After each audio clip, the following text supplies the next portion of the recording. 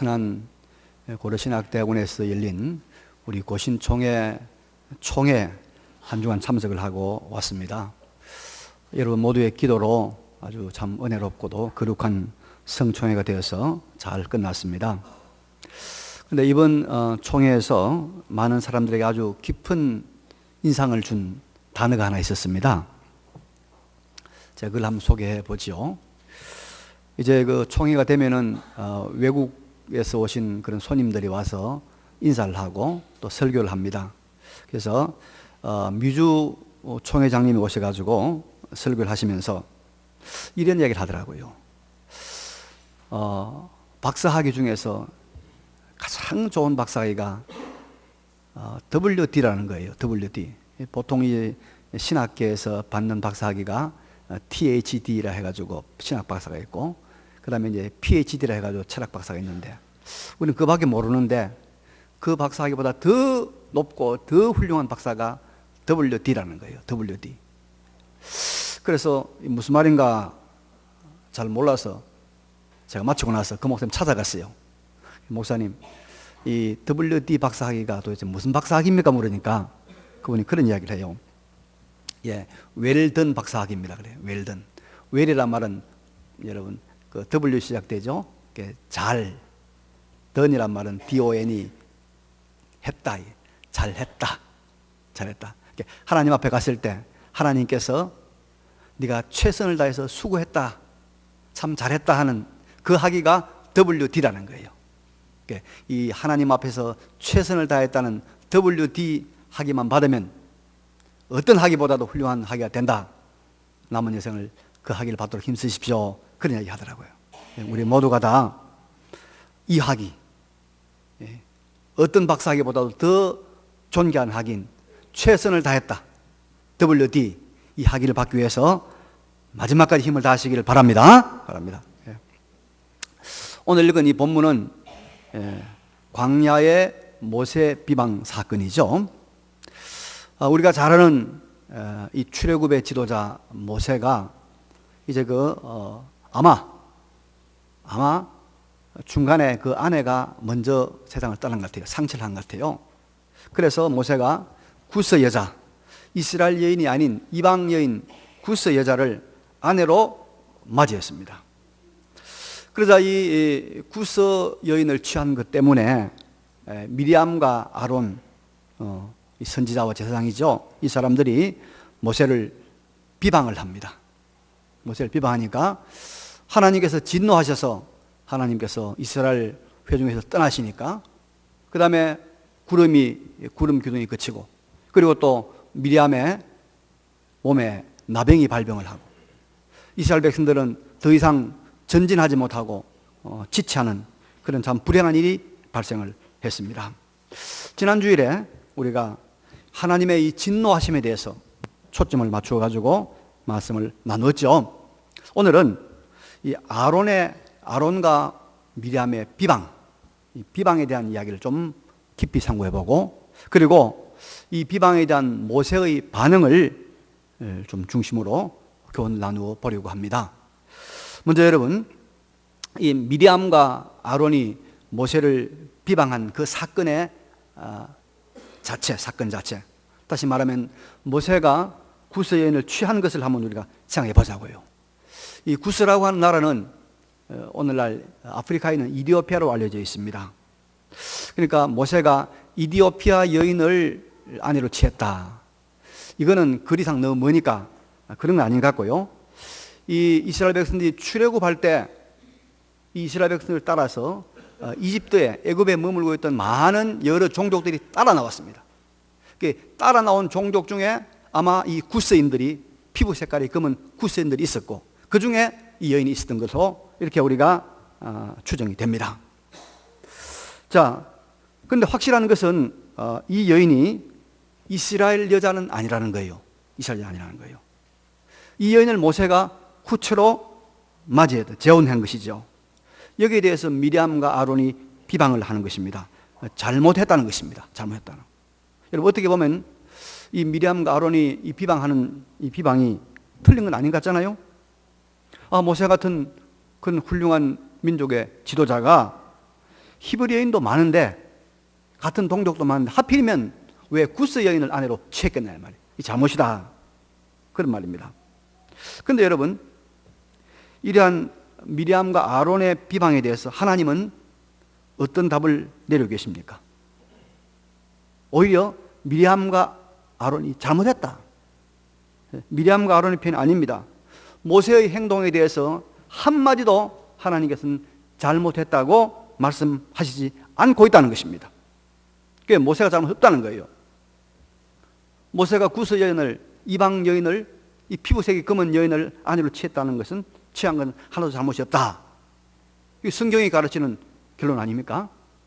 그렇다면 여러분, 이것은 우리에게 어떤 교훈을 주고 있을까요? 어떤 교훈을 주고 있을까요? 결론부터 말씀을 드리면은, 이스라엘 공동체, 즉 구약교회 공동체는 민족 공동체가 아니라 언약 공동체라고 하는 사실입니다. 이것을 미리암과 아론이 오해했어요. 이 하나님이 이끄는 이 이스라엘 공동체는, 이거는 언약 공동체지 민족 공동체가 아닌데 민족 공동체로 착각을 했다, 이 말입니다. 여러분, 우리가 구약의 이스라엘 백성들을 구약교회라고 말합니다. 구약교회. 그런데 그 구약교회를 구성하고 있는 이스라엘 민족은 사실은 혈연으로 구성된 공동체가 아니고, 가만히 살펴보면 하나님의 언약, 하나님과의 언약, 하나님의 말씀이 중심이 되어서 구성된 공동체라고 하는 것이 분명합니다. 그래서 구약시대에도 이스라엘 사람이 아닌, 히브리 사람이 아닌 이 사람들이 개종을 해서 유대교로 들어옵니다. 검은 사람이든지 또 다른 사람이든지. 그러면 가능해요. 그럼 어떻게 하냐면은, 이스라엘 사람과 하나님과 맺은 그 언약의 표시, 이스라엘 사람들은 하나님과 언약 관계에 있다는 그 표시인 뭐죠? 그게 할례. 이스라엘 백성들이, 어린아이들이 난지 8년 만에 받는 할례, 그 할례를 반드시 받아야 돼요. 어른이라도 받아야 돼요. 이 할례를 받아야만이 이스라엘 민족으로 들어오게 되는 겁니다. 할례는 뭐냐 하면, 할례는 바로 하나님의 언약이, 하나님의 약속이 그 가운데 있다, 그 표시입니다. 그래서 모세가 비록 구스 여인이지만은, 피부가 검은 그런 구스 여인이지만은 언약 안에 있는 이 여인을 취하는 것은 아무 문제가 되지 않는다는 것입니다. 실제로 마태복음 1장에는 다윗의 자손 예수 그리스도의 계보라, 이래서 메시아의 족보가 나옵니다. 예수 그리스도 족보가 나오는데, 그 족보에 여러분 유일이 아니죠, 아주 4명의 여인이 등장합니다. 전부 남자들인데 4명의 여자가 등장해요. 다말이라는 여자가 등장합니다. 또 기생이었던 라합이 등장합니다. 그 다음에 또 룻이 등장을 합니다. 그리고 또 누가 등장합니까? 우리아의 아내에 있던 바세바 등장합니다. 이 사람들이 다 메시아의 조상이 올라가요. 이 사람들을 통해서 이스라엘의 그 왕통의 역사가 흘러가고 메시아 조상이 된단 말이에요. 그런데 여러분, 이 여인들은 다 어떤 사람입니까? 다 이방인들입니다. 다 히브리 사람 아니다, 이 말입니다. 그리고 그들은 다 자랑할 만한 경력도 없습니다. 하나님의 은혜로 이 언약 공동체 안에 들어오면 누구나 다 동등하다는 것입니다. 그걸 말하고 있는 것입니다. 그래서 여러분, 하나님의 백성들인 이 교회 공동체는 하나님의 언약인 이 말씀이 중심이 된 공동체입니다. 여기에 인간적인 관계, 혈연, 민족, 어떤 이권 관계, 이런 것들이 교회를 구성하는 요소는 아니다 말입니다. 하나님의 언약이 있는, 하나님과 약속이 있는, 이 생명의 약속이 있는 사람들이 모인 공동체가, 그것이 구약의 교회이고, 그것이 여러분 신약의 교회라는 사실을 꼭 기억하시기를 바랍니다. 그래서 우리가 여러분, 이 공동체가 바로 데려가면 이 하나님의 언약, 하나님의 말씀이 그 공동체를 이루는 핵심이 돼야 돼요. 요즘 미국에 말이죠, 이런 말이 유행을 해요. 시팅 걸, 시팅 맨, 이런 말이 유행해요. 시팅이라는 말은 영어로 앉는단 말이거든요. 앉아있는 여자, 앉아있는 남자들이 있다, 그런 말이에요. 이게 무슨 말이냐면 굉장히 심각한 이야기입니다.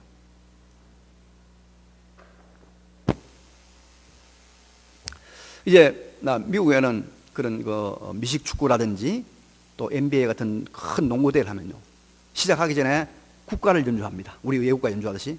그러면 모든 사람들이 다 일어서서 그 국가를 듣고 또 같이 부르기도 합니다. 서 있단 말이에요. 서 있는 거예요. 그런데 최근에는 그런 국가가 울려 퍼지고 그런 국가의식을 할 때 사람들이 유명한 농구 선수들이나 또 유명한 운동 선수들이 일어서지 않고 무릎을 꿇고 앉아 있는 거예요. 앉아 있어요. 국가에 대해서 경의를 안 표하겠다는 거예요. 그 이유가 뭐냐 하면 미국에 지금 흑백 갈등이 아주 심합니다. 그래서 백인 경찰들이 흑인들을 많이 죽이고 흑인들은 그에 따라서 총을 쏘고 인종 갈등이 자지전했어요. 그래서 이렇게 인종 갈등, 인종 차별을 하는 국가에 대해서는 우리가 경의를 표할 수 없다. 이래서 국가가 울려 퍼질 때 서 있는 것이 아니라 앉아 있겠다 그런 말이죠. 여러분, 미국이라는 나라가 살아가려고 하면요, 그 나라는 하나님의 말씀, 이 언약 중심의 공동체가 안 되면 그 나라는 망합니다. 거기는 너무 많은 민족, 너무 많은 종족들이 들어와 있기 때문에 망합니다. 그런데 미국뿐만 아니라 어떤 공동체, 어떤 나라도 여러분, 하나님의 말씀이 중심이 된 언약 공동체, 말씀 공동체가 돼야 되지, 이거 아니고 우리가 남이가 그래서 지역, 혈연, 민족, 피부 빛깔, 빈부 차이, 이런 것들이 중심이 된 교회, 이런 것들이 중심이 된 교회가 되면은 서로 갈등하고 싸우고 마지막에 파멸하고 마는 것입니다. 그래서 여러분, 우리는 언제나 바른 교회, 하나님의 말씀이 중심이 되는 언약 공동체, 영원히 흔들리지 아니하는 이 약속 공동체를 만들어 가야 될 줄로 믿습니다. 약속 공동체. 그래서 구스 여인을 취한 것에 대해서 하나님은 비방하는 아론과 미리암을 책망하셨지 모세를 비방하지 않은 것입니다. 두 번째로, 미리암과 아론의 모세 비방을 좀 보면, 여러분, 이 미리암과 아론의 모세 비방에는 무엇이 그 속에 자리 잡고 있느냐 하면 바로 시기와 질투라는 죄악이 자리 잡고 있었습니다. 2절 말씀을 보면은 그들이, 미리암과 아론은 이렇게 말합니다.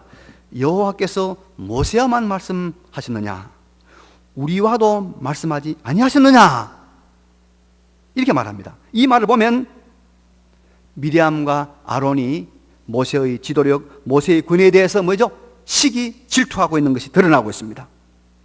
여호와께서 우리들에게도 모세하고 동일하게 말씀하시는데 모세만 어찌 자기 마음대로 이스라엘 백성 가운데 우뚝 섰느냐, 명령을 내리느냐, 모세가 너무한다, 이런 식의 시기와 이런 식의 질투가 표출된 것이 바로 모세의 비방입니다.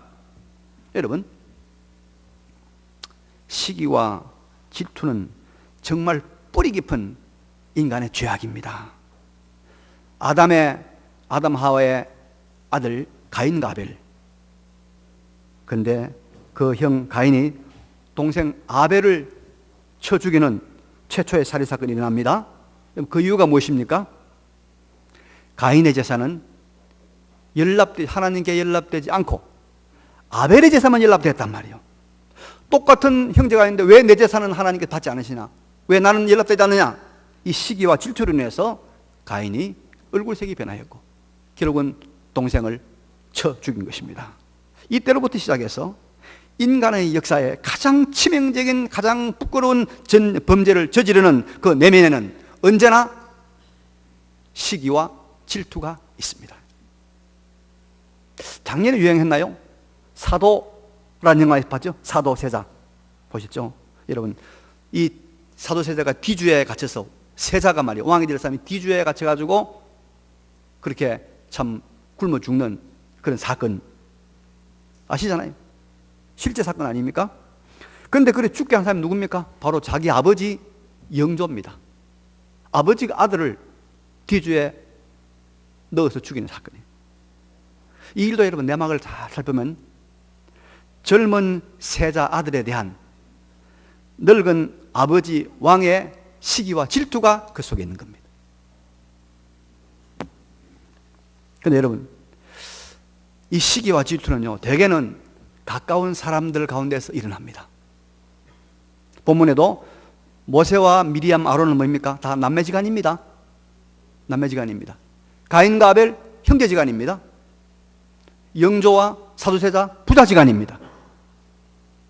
왜 가까운 사이에서 일어날까? 여러분, 왜 그러냐면 이 시기와 질투는 비교와 교만에서 나오기 때문입니다. 비교와 교만에서.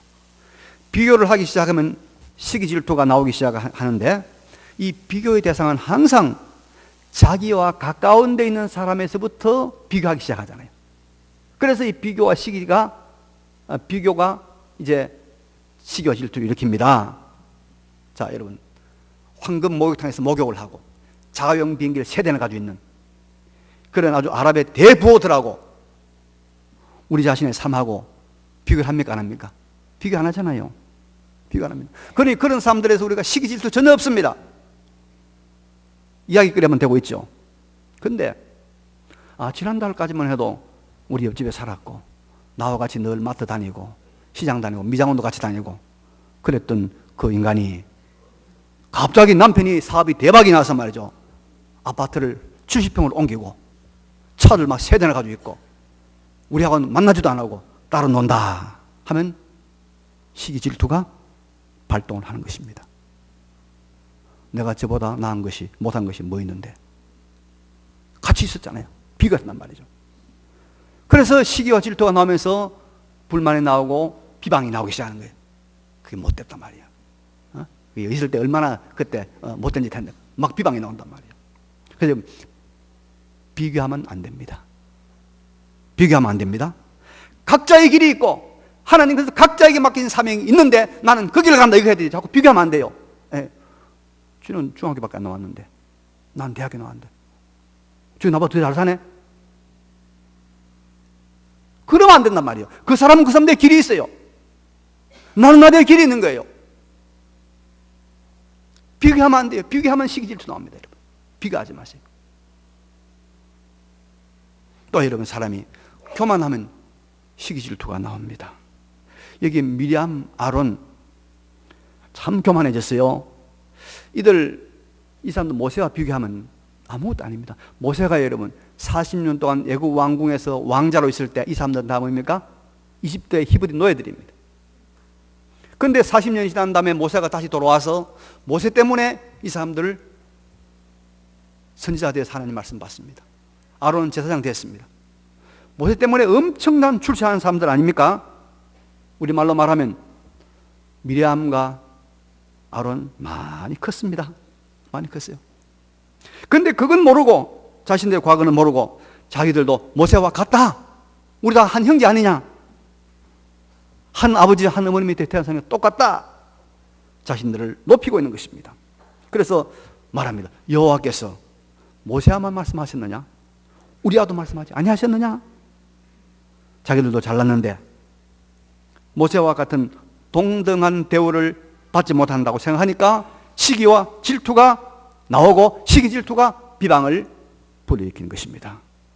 여러분, 사람이 자신을 낮추는 겸손한 자세를 가지면 시기 질투 비방이 안 나옵니다. 안 나와요. 나올 수가 없는데 자기를 높이는 교만이 내 마음을 지배하면 시기 질투 비방이 나옵니다. 나옵니다. 나는 이것도 감사해. 나는 이것도 너무 이것도 고마워. 그럼 겸손한 마음을 나오면 시기 질투 안 일어나요. 그래서 여러분, 우리가 이 비방을 막기 위해서는 시기 질투를 없애야 되는데, 이 시기 질투를 막자면 두 가지. 나의 갈 길은 따로 있다. 나는 나의 길, 나는 나의 마외의 길을 간다. 꼭 생각을 하시고, 그리고 내게 아무리 우습게 보이는 그 사람이라도 그 사람은 우스운 사람이 아니라 하나님이 주신 나보다 더 탁월한 무엇이 있는 사람이다. 내가 아무리 시시하게 보이는 그 사람이라도 그 사람 나보다 다른 탁월한 무엇이 있는 사람이다. 이런 마음 가지시기 바랍니다. 그래서 우리가 교회 안에서는 물론 이거 우리가 머무는 어떤 공동체도 그 공동체를 참으로 어렵게 만드는 시기와 질투, 비방의 감옥에서 벗어나시기를 바랍니다. 이걸 벗어나면 우리가 행복한 공동체가 되는 거예요. 시기와 질투가 벗어나면 없으면 우리는 정말로 원만한 공동체가 되는 겁니다. 자, 그런데 여러분, 우리는 이 미리암과 아론의 시기와 질투에서 비롯된 이 모세의 비방에 대해서 모세가 어떤 태도를 취했는가 이 좀 볼 필요가 있겠죠. 여기에 대해서 성경 3절은 이렇게 말하고 있습니다.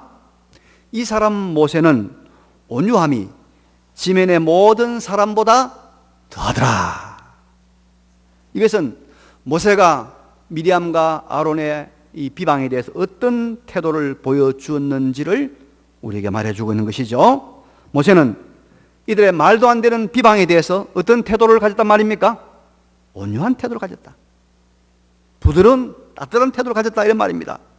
실제로 모세는 이 비방에 대해서 어떤 반응도 어떤 대처도 하지 않은 것이 사실입니다. 부드럽고 온유한 마음으로 인내하였습니다. 여러분, 우리는 우리를 향해서 오는 비방, 시기, 질투에 대해서 이 모세의 태도를 좀 본받아야 합니다. 왜냐하면 이것은 예수님이 우리에게 가르치시고 예수님이 우리에게 본을 보여주신 삶의 태도입니다. 베드로전서 2장 22절에 보면요, 예수님은 죄를 범하지 아니하시고 그 입에 거짓도 없으시며 욕을 당하시되 맞대어 욕하지 아니하시고 고난을 당하시되 위협하지 아니하시고 오직 공의로 심판하는 이에게 부탁하시며 라고 말씀하고 있습니다. 예수님 그래 사셨단 말입니다. 예수님 정말 자신을 향하여 말도 안 되는 말로 고소하고 조롱하고 욕하는 그 사람들을 향하여 한마디도 대항하지 아니하시고 맞대응하지 아니하시고 그냥 참으셨다. 그리고 여러분, 베드로전서 3장 8절에서는 이렇게 살라고 우리에게 교훈하고 있습니다. 이건 한번 찾아볼까요? 성경 379페이지 베드로전서 3장 8절. 자, 한번 찾아봅시다.